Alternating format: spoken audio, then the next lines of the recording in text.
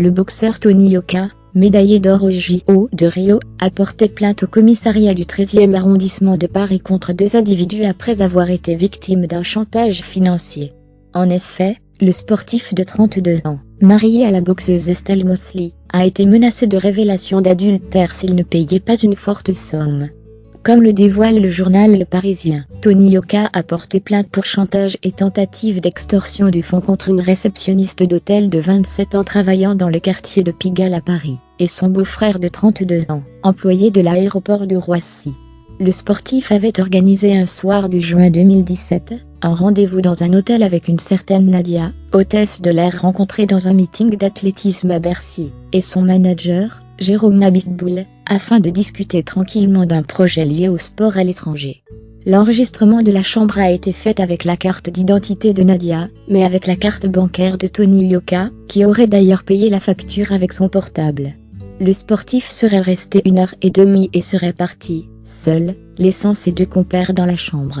À l'issue de ce rendez-vous, Tony Yoka dit avoir alors reçu en juillet 2017 des SMS de chantage d'un numéro inconnu. Le maître chanteur se trompe, pensant d'abord parler à Nadia plutôt qu'au sportif, qui ne révèle pas son identité, afin d'en savoir plus.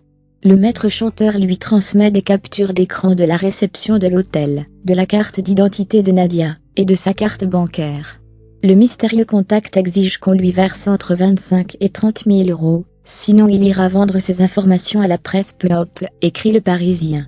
Rapidement, la police découvre que le numéro de téléphone est celui du beau-frère de la réceptionniste de l'hôtel, et elle procède à des arrestations à Sceaux, Hauts-de-Seine, et à Villepinte, Seine-Saint-Denis.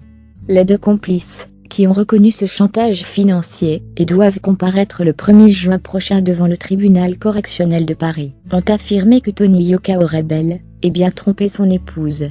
La réceptionniste clame avoir été outrée de voir le sportif louer une chambre d'hôtel, avec une femme qu'elle présente comme sa maîtresse, et a dit que cela lui avait rappelé un mauvais souvenir personnel. Même si elle reconnaît le chantage, elle soutient cependant que le couple n'était pas accompagné du manager.